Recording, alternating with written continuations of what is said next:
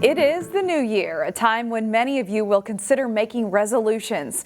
With some of the top New Year's resolutions being fitness or weight loss or money management, here's a New Year's resolution to consider. Consider doing some good for others. Just the simple act of kindness to me is a very lost art.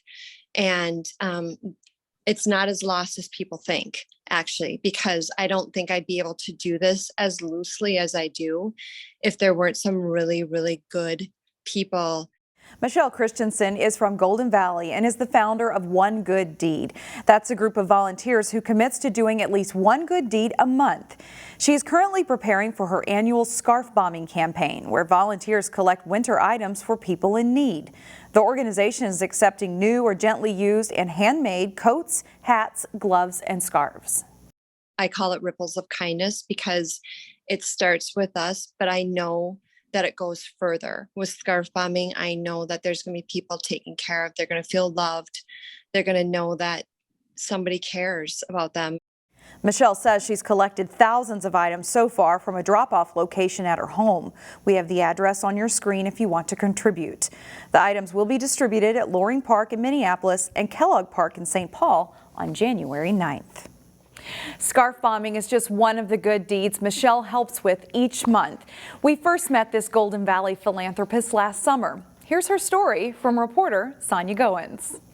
When we put the libraries together, it'll come with a couple brackets, and then I give screws as well. Some of these screws go in here and they actually create a ledge for the shelf to hang out on. Michelle Christensen is on a mission to spread peace and joy. There is something about being able to say I love you and meaning it. She's a founder of One Good Deed, a group of volunteers that commits to doing at least one good deed per month. It is very lovely to see people pull together. Her first project was in 2016 when she made 4 little free libraries. That tradition continues today. I have directions that I give each little library owners. Only on a much larger scale. This is our July good deed every year. So this is our 3rd year of doing little libraries. So we're up to 65. Recently, she gathered 20 families together and they painted dozens of little free libraries. I had 20 little free libraries and I had over 400 responses. All the supplies are donated and stored in her Golden Valley garage. Everything is donated, from the materials to the labor to make them to the books. It was a family-friendly event.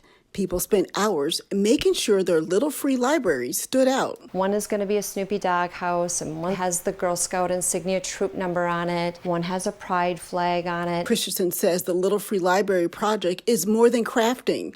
It's about making connections and building community. And I saw names being exchanged, phone numbers being exchanged.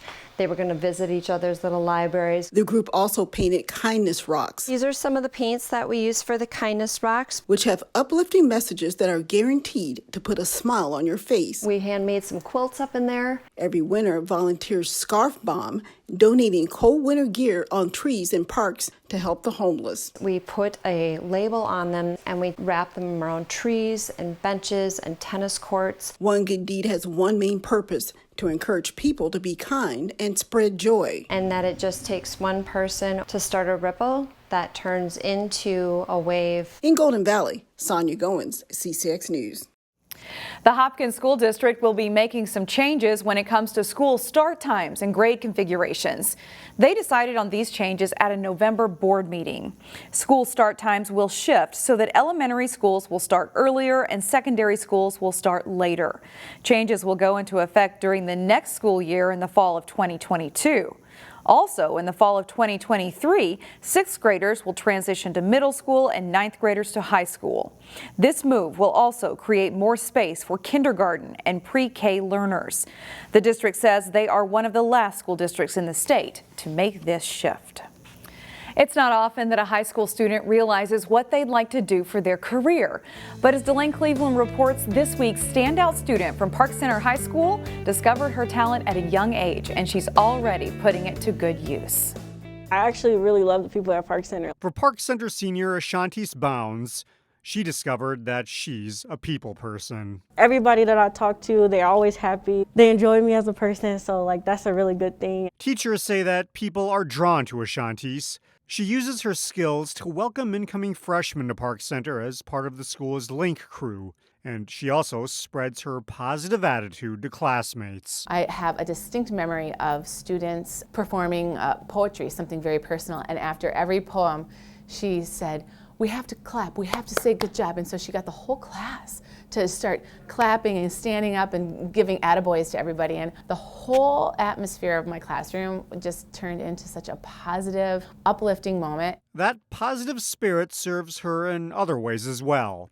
While many students take years to determine their path in life, Ashuntes had it all figured out before she even entered high school. I've actually been a hairstylist since I was 12. I've been doing my own hair since I was 12. I started doing other people's hair when I was 14, and now I got my first shop when I was 16. When Ashuntes isn't in school, she's using her hairstyling talents to make people look their best at her shop in Brooklyn Center, where people skills come in handy. I get excited because I like helping people, so it's let's make a plan, let's make a vision board. It's a significant accomplishment for someone her age, and her teachers see big things for her future. I can see her really taking this and having employees and mentoring people and coming back to school here and speaking in some of our business classes, showing people, hey, you can do this. In Brooklyn Park, Delane Cleveland, CCX News.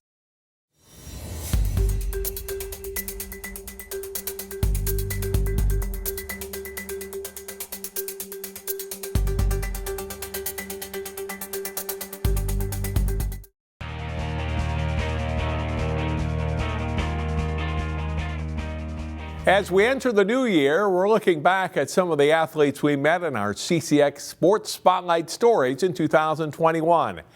Jay Wilcox caught up with a top wrestler in March just before he began a memorable postseason journey. For a season that wasn't certain to happen during the pandemic, all in all, it's been a fun one for Osseo Junior Wrestling standout Jacob Meissner. He has just one loss. I feel really good about it. I mean, nothing's really changed in the room. We're still practicing hard. We're conditioning really well. So as long as we go out there and wrestle, I think nothing's really different. We can't focus on the difference, then we'll get slowed down. But I think it's been really fun this year. I think his biggest growth has been mentally. He's come off strong, very stubborn in what he does, on and off the mat, in a good way. So I think that's been his biggest jump from last year to this year. In an era of school co-ops, Meissner has an interesting setup athletically. He attends Maranatha Christian Academy, but plays football in their co-op with Providence Academy and wrestles in MCA's pairing with Osseo. I like having a lot of friends on Providence team, on the wrestling team, and then in my own school. I get to know a lot of buddies. If I didn't wrestle with Osseo, I wouldn't be good friends with Jager Shack or any of the guys out here. But yeah, I love it. I really do love it. Jake's a very good wrestler, but also excels on the football field as a running back and linebacker, although an injury cut short his season this past fall. Touchdown Lions! Jake Meissner! Osseo has a rich wrestling history, but hasn't been as strong in recent years. This season was a step forward as they earned some notice in the rankings. We came into the season and we were on the lean and mean as a team, and I was really, really excited. I was like, this is good motivation for the guys and everything. So I was pretty excited for that, and we performed really well. Our season was really stacked with really good teams, which I loved. It only got us better, so it was really good.